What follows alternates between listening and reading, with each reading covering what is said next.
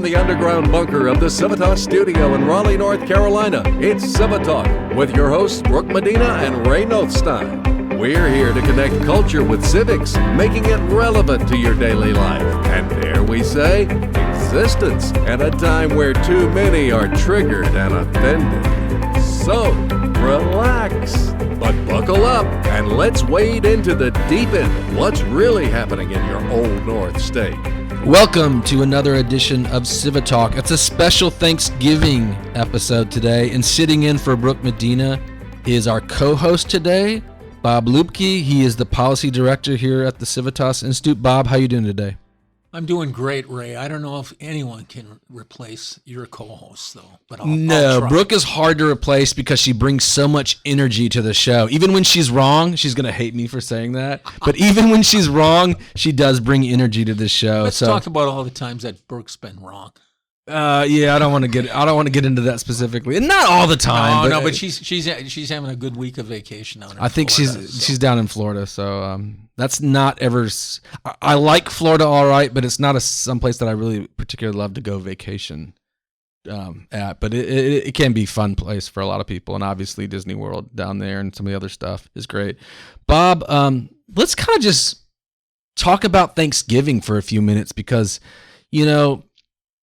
sometimes a holiday we don't think about at a deeper level, but it's an important holiday in Americana and sort of the American tradition, and it really goes back a long time. So what kind of memories do you have of Thanksgiving, and have we lost, do you think we've lost any of our sense of thankfulness, whether it's because of just, more technology in society, or, we're used to kind of a consumer-driven culture. It's more consumption-based instead of maybe living on a farm, like people did over 100 years ago, and we're much more dependent on whether it be the rains or whether it be the weather. A lot of stuff was out of their hands to some degree.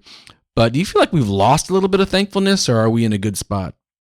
I don't know. I think that's a good question, Ray. I've had time to think about that, obviously being older. But Thanksgiving has always been one of my favorite holidays because I think it's a distinctively American holiday. And it also, unlike many of our other holidays, one of the best things about it is that, to my knowledge, it has no commercial aspects to it, or very few commercial aspects. No, that's a good point. You don't see as many. You'll see a few kind of creech items in the store and stuff, but you don't see anything like you would at Halloween, Easter, or Christmas. So it is celebrated for what it is. A moment of, where we all pause and we thank God for all of our blessings. And it's always been one of my favorite holidays because we've always had big family gatherings around it. I remember growing up, my grandparents' extended families, and then when we didn't live around immediate family, we'd always celebrate Thanksgiving with our neighbors who might not have had immediate family there either, but we all managed to get together on Thanksgiving, and it was a great holiday. I have a lot of good memories from that. Obviously, we still celebrate the holiday, so I think we still realize the importance of Thanksgiving, and I'm thankful that hasn't been lost.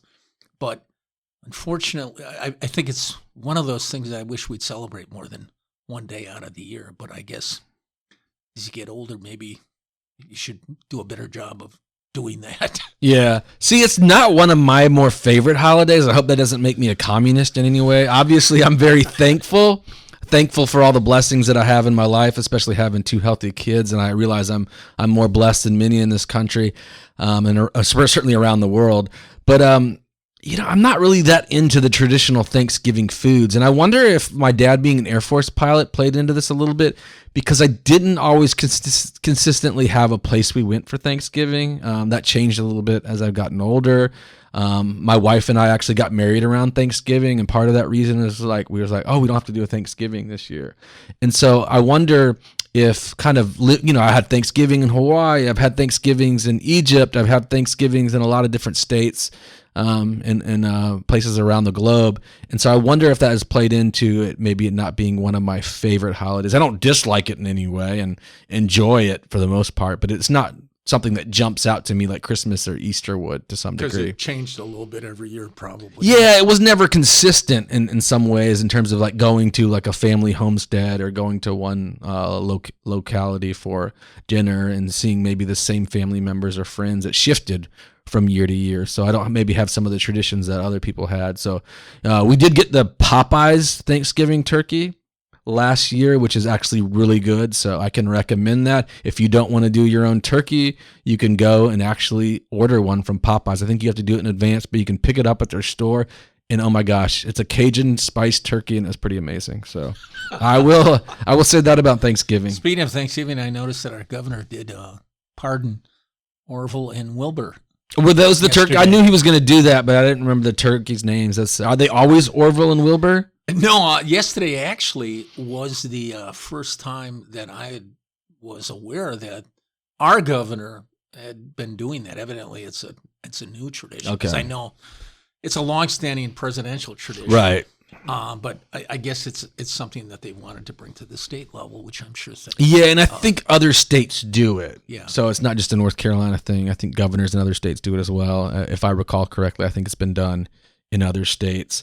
Let's dovetail, and we can always go back to Thanksgiving if we have any more thoughts, but let's dovetail to this kind of big news that's come out of Raleigh. I mean, obviously, the legislative session has ended, but one of the big stories is the veto that Governor Cooper sent forward on the teacher raises. I mean, that's been a big issue, Bob, and obviously you've been writing a lot about that and studying it, and certainly I think from a purely political perspective and perhaps a selfish perspective on Governor Cooper's part, he vetoed that to kind of keep this issue front and center going into the campaign season. I think to some degree, and maybe to a large degree in North Carolina, we've kind of seen this governed by chaos mentality. Whether you agree with Republicans in the legislature or you don't agree with them or you have problems with them, there's kind of this narrative that whatever they do is chaotic and is sending the state back to a previous time period, or we're stepping back into the past with whatever proposals they make. And certainly we're not, the complaint is we're not spending enough money on education, but in other areas too. We see that from Cooper, whether it be healthcare and with Medicaid expansion. So that's been a common narrative. But what is your kind of take on this pay raise? And do you think Cooper will pay a price or will he benefit? Well, that's the $64 question here. Obviously, I mean, he vetoed a 3.9% pay raise. That Right. would have been in the mini budget. Right. I didn't set that up real well, but yes. And that's significant. Not to be lost on that is, they have gotten, I think it was 5 consecutive pay raises. And the raise also would have included raises for instructional staff, such as like school counselors, librarians, media coordinators, other people that are, occupy professional or instructional staff. Now, the expectation is, now it's a calculated gamble on his part, that he's going to expect that, the teachers unions will hang with him. And sure enough, on the first day after the leadership vetoed certainly it, will. Yeah, everybody circled the wagons, and, Right. NCAE came out with their statement of support and all that. But, I guess the real litmus test is, at Christmas time, in January or February, when, people's paychecks are the same. And are those people still going to hang with Governor Cooper on that? Do you think this I'm not as optimistic as I would say he's going to pay a price for it. Let me ask this. I mean, if you think he's going to pay a price, but let me ask you just kind of a technical question. Is this something, and maybe I don't understand this well enough, if there's no pay increase, this is going to continue for 2 calendar years? I mean, is that right? When you say this, you're talking about the vetoed pay raise. I mean, is that not going to be addressed until the new budget is appropriate, or are they going to come back and fix this? The technical explanation of this is when they didn't pass the budget, what happened was they went back to the previous budget levels, and then with pay raises and all that, they try to address those concerns on mini budgets, and they did that with new pay raises for like prison workers, other state workers, and things like that on an individual basis. as you mentioned, the one with the bill. State troopers got their raise. That's I think right. It was like 2.5%. other state employees did. Yeah, most of them were about 2.5%. Yeah. annually. So, but in the case of education, Governor Cooper vetoed it. So what that does is, well, it sends it back to last year. But in the case of pay raises, they don't include the specific raise. They just go with the budget amounts that were allocated. So it goes back to nothing. From an optical standpoint, does it look like, Cooper allowed these it raises the political stakes in a way that makes it look like a more of a politicized issue, because Cooper allowed these mini budgets to pass or sign them on some of these other state employee raises. But it looks like to me he kind of singled out teachers. I agreed. Agreed. I think it's a chess game. Yeah. In many ways here. And in many ways, I think whether they be on our side or the other side, I think a lot of times people can outthink themselves. And in many ways, it's a simple issue for people involved with this matter, which is a lot of people need more money in their pockets to kind of do the things they want to do. Right. Okay. All they know is they had a chance, to get a reasonable pay raise. The governor vetoed. Yeah, and 3.9% is pretty good. I mean, I think the largest pay raise I ever got in my life was like 5%. Yeah, I mean, it's significant. Plus, the fact is that, not to be lost in this discussion is teachers have received 5 pay raises in a row. And if you look at much of how NCAE had painted this campaign for higher wages, what they were trying to do now was to graft in other support staff and instructional staff in, this whole higher wages campaign.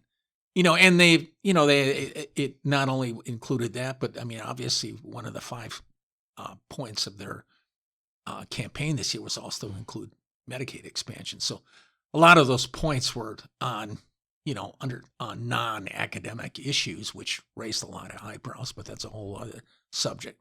So, and Cooper expects, that the union people are going to hang with him. Yeah. Now that's the bet. That is the bet. And, the union people will hang with him, but it remains to be seen if the rank and file will continue to hang with him. And not to be lost in this whole conversation is the context with all this is happening in. Over the last 5-6 years, North Carolina and the NCAE in particular has lost a lot of membership. Okay. So that's, I'm not surprising anyone when I say that the NCAE is kind of a shell of what they used to be, as far as a legislative force. Now, obviously, their political support is out of power, but, there have been a lot of internal struggles within the organization, and they have put their chips, totally on one side of the aisle, and that hasn't paid off well for them right now. Let me ask you a question. Do you see this issue? Because my thinking is Cooper obviously did this intentionally and singled out teachers, and he wants to kind of create a firestorm around this issue and get everybody gussied up and so on and so forth, get his base rallied behind him and get them kind of angry and fomenting outrage. And this has been effective for Cooper all the way going back to HB2, at least in North Carolina, since he was running for governor. But do you think, Bob, that he will... how crazy do you think we'll get maybe with NCAE rallies, potential... whether you want to call it strikes, walkouts, how kind of much chaos do you see kind of coming out of this issue and outrage from the left, so to speak? Well, this is why I think he miscalculated this, because look at what you just said. How much outrage and how much kookiness are we going to see from the left on this? What have we seen so far? If this was a huge issue that resonated with people outside of Raleigh, I'm not saying people don't care about, how much they earn, and the fact that they need, they think they need salary increases. Mhm. Okay, that's a reality in many cases. But Cooper's bet was, this is a huge issue, and we're going to go to the mat on it. Well, where's the outrage? Where was the outrage? I mean, he bet the farm on Medicaid expansion. Right. I mean, he had 2.5 years to put forth a bill. If he is really committed to this, where was the bill? Yeah. And there weren't people in the streets fighting for Medicaid expansion. Yes, we have a problem with health care, but many of those problems derive from how we administer health care, and not a result of the fact that people don't have access to it. It's in many ways derives from our government policies. Right. No, definitely government drives up the cost in healthcare in many respects, and certainly that's been a big aspect of Obamacare. People have seen their premium shot up. And a little bit unrelated, I mean, this is related more to the Medicare for All proposals that we keep seeing in presidential campaigns, but they just did, I know you've seen this poll, I don't know, it was a Kaiser poll in January in all these blue states where Medicare for All is very unpopular, and expanding just government programs on healthcare seems to be unpopular right now when you start to poll it. Because look, I mean, even in a lot of states with heavy unions, which is not North Carolina, obviously, you see people do not want their plans, what they have with their employers, messed with. I mean, that's very popular. And even with the expansion issue here, I think most swing voters, certainly there's people in this state that need more help with healthcare, and that's not the way to go about it with expansion, but it just doesn't seem to drive the motivation of swing voters. That's right, and it's results that I guess we'd wish Elizabeth Warren and Bernie Sanders would see. You're right. It's shouting to them, and and I think that was the point. You made the point better than I did, but I think that's the point kind of going into this election with Trump, and whether it's Warren or whether it's Sanders or somebody like that in the general election, that they're going to have problems in some of those swing states with heavy unions, whether it's Wisconsin, Michigan, Ohio to some extent, certainly Pennsylvania to some degree, that they're going to have problems if that's the case that they continually make, is just more government health care, and specifically kind of a Medicare one-size-fits-all for everybody is not going to go over well, because some of these union guys don't make great money. Some of them do make good money, but some of them don't make great money, but some of them have great Cadillac healthcare plans. And, that's not something they're wanting to give up, obviously, for more government intervention into their lives. So let's switch to this Leandro case, because you've been talking about this. I know you recently published a piece on our website. This is an important issue.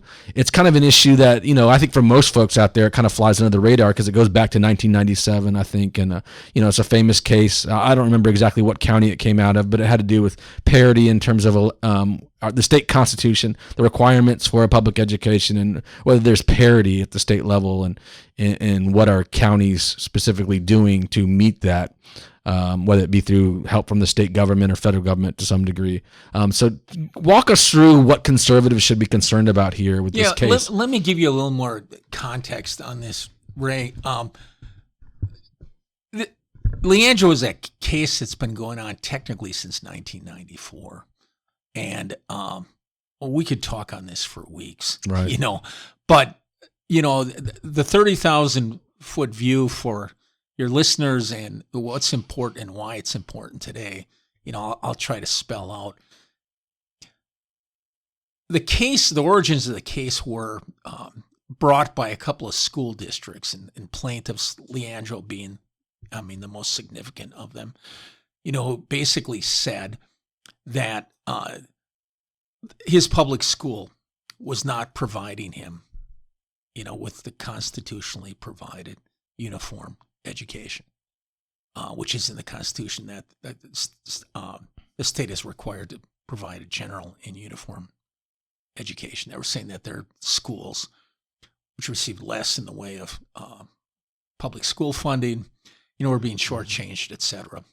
Fast forward, the court agreed and said basically, over the last 25, 29 years, whatever it is, that, yes, you're right. but what the Constitution, what that means to have a general and uniform access to an education, it means that the state shall provide, an opportunity for a sound basic education Right. for all kids in the public schools. And so what does that mean? Well, that's been worked out, for the last quarter century. It means that the state has to provide, quality teachers, qualified principals, enough resources, et cetera. And there have been various cases that have, helped to spell out the state obligations. Why this is coming up a little bit now, why people may be hearing about it more now, is because if people are familiar with the Leandro case, the judge that presided over it was Howard Manning. He retired in 2017, and the judge that was appointed to take his place, his name was David Lee, who used to be a Superior Court judge from Union County. And a year after Judge Lee took the case, some of the interveners of the case had said, well, we've been dealing with a lot of the failures of the state to provide us a sound basic education. Maybe we should just see if we can have somebody study this and actually see what the state should do, to meet that obligation.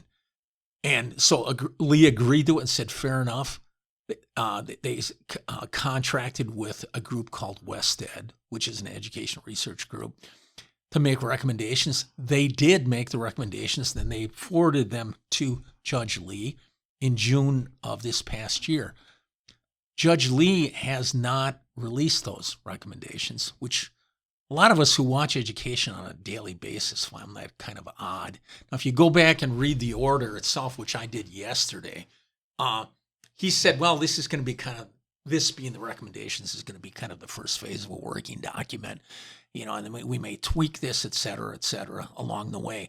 Now, why a lot of conservatives, myself included, and other people who watch education closely, are a little leery and wary about this is because oftentimes when cases like this come, to court and, they say, well, what are we going to do to meet these finance requirements? Oftentimes what happens is judges say, you got to kick in more money. Right. The legislature has to kick in more money, results in tax increases, et cetera. And if you look at over the history of a lot of these cases, and if you look back, before and after, they haven't amounted to a lot in the way of student achievement going up. A lot of money gets spent, a lot of resources get invested, but have schools improved? Has student achievement gone up? Generally not. Court-ordered settlements generally don't do much good. No. And so, the apprehension on our side for a lot of us who watch this, is real. We don't know what's going to happen. Judge Lee has the recommendations. As I said, they haven't been released yet, and nobody knows when they're going to be released. But, in the worst case scenario, and I don't know if he's going to do this, but in a lot of states, it has resulted in someone saying, well, you need to kick in X number of dollars. Right. And the only way they do that is through tax increases.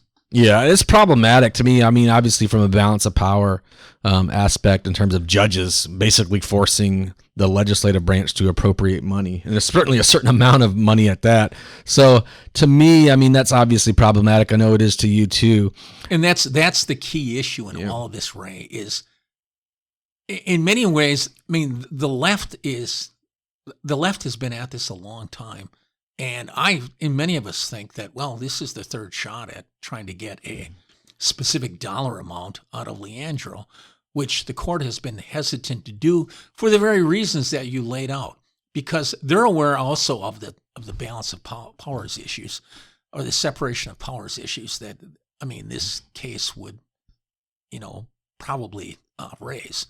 And there are significant constitutional questions. Mm-hmm. There are judges that don't believe that's the case of the courts to raise those questions. Now, what they have done, a lot of times they may not come out and say, well, you need to kick in $2.5 billion and raise, per pupil spending, $1,800 per child. They don't get that prescriptive. But in some states, what they have done and say you need to implement, these standards and make these programs look like this and hire this much additional staffing. And the end result of it is a financial investment either way. Yeah. One of them is more prescriptive. The other one is more of a softer approach, but in the end, they're both result in significant financial investments.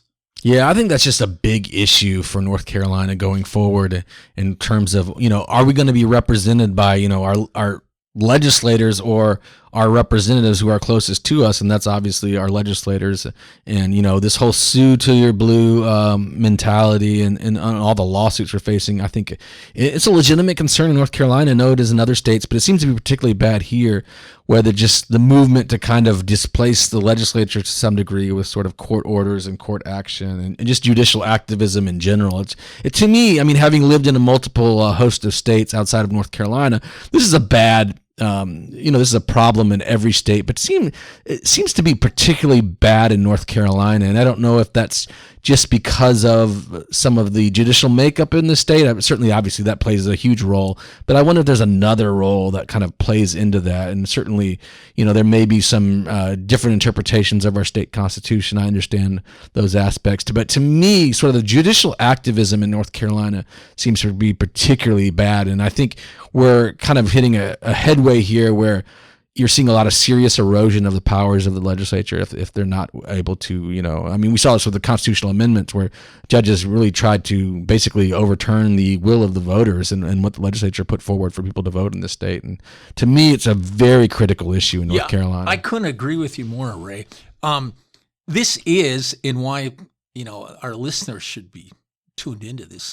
This is, if Judge Lee comes out, and actively says, the legislature has to do A, B, C, or D, and invest X number of dollars, that's going to raise a constitutional crisis, because you have judges who, in this particular case, Judge Lee was appointed to preside over this case. Who's he accountable to? I mean, in cases like that, he's not accountable to voters. Right. Those issues, which, we're talking about education, which is the largest public expenditure. Those issues, how much should we spend on public education? How should our schools operate? How much should we pay teachers? Those come up in every election. People are sent to the legislature and they reflect voter preferences. And those issues are hashed out and we come up with a budget every year on how much how much teachers should be paid, how much we should invest in our schools.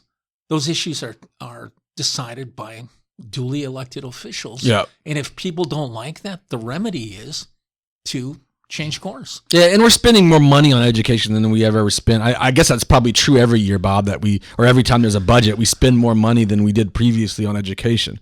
So, to me, if a court comes along and says, well, it's just not enough, that's certainly problematic. I'm going to throw you a curveball here, Bob, just because I'm curious, and I've decided to go off the script here. But just real briefly before we end with our last topic, keeping it brief somewhat, but obviously everybody that works here has a conservative worldview. Certainly people probably have a different opinions on some various things to some degree, but it's no secret, everybody at Civitas is conservative minded.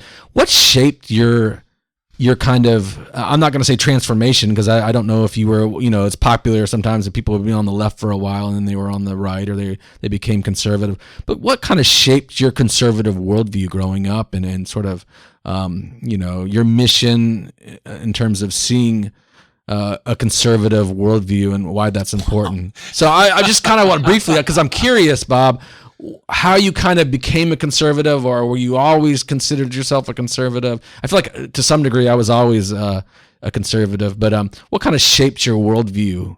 Wow, that's a really good question, Ray. I mean, I know it's very broad, so I'm not asking you to. I would say cite every writing or every philosopher that shaped you, but just sort of generally throughout your life, what kind of has? Because I'm interested in this question, the way people are shaped, because we see so much. We don't have any sort of commonality like we used to, even when we had liberal and conservatism. I think in the past, generally people wanted a great America, or they wanted to, when we were kind of united during the Cold War to some degree, at least much more than we are today.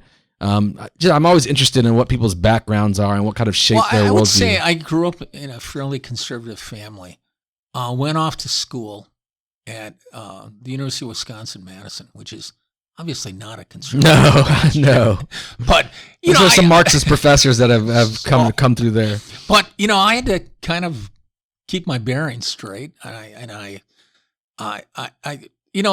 to the university's credit, I didn't come face to face with, in my classes with overtly Marxist or really professors that were slanted one way or the other. I felt I got a decent education, but what I have found out, and even from just as I've gotten older, I have found out that there were a lot of gaps in my education in the sense of same. Yeah, I would agree. In the sense of, okay, I'm learning this, but it doesn't cohere.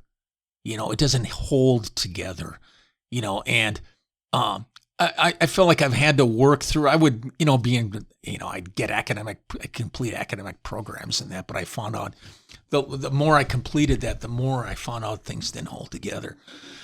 So it was a lot of additional reading on my own. And then I had the opportunity to go to Washington, and I had a chance to work with, in the Reagan administration for a few years, and found that to be immensely rewarding, not only as a personal experience, but within the friendships that I made with people that were much farther along in the similar journey that I was. And I had a couple of people mentor me. So that, I mean, in a long, I guess the short answer is, what contributed to. Yeah, that's a good point. And I'm not going to go through my story, but when you said gaps in your education, even though I went to University of Mississippi, which is a very good public institution. I mean, people might laugh because they think Mississippi, but I always felt like I got a really good education there.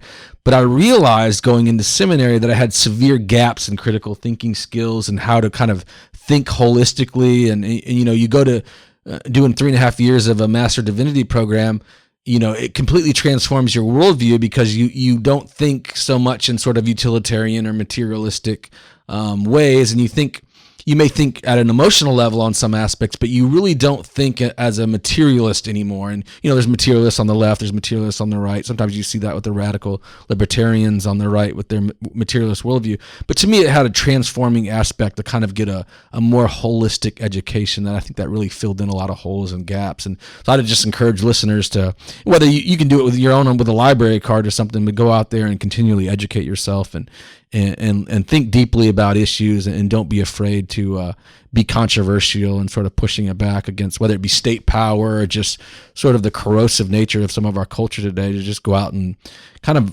educate yourself on these issues and think and read deeply, and it'll really transform your life. I mean, reading Athanasius in seminary, I just remember just sort of, it was like my world and eyes opened in terms of just sort of, having a new way to look at things and thinking at a much deeper level. So, with that note of seriousness, we're going to go to an equally serious topic in North Carolina, and that's college basketball. Bob, do you have any? Now that we've got to the meat of the show. This is something we don't ever get to talk about when Brooke's on. Maybe I'll throw in a nugget or two, but Brooke doesn't like to talk about sports, and that's okay. Ray, were you gonna give the odds and the? I'll tell you what.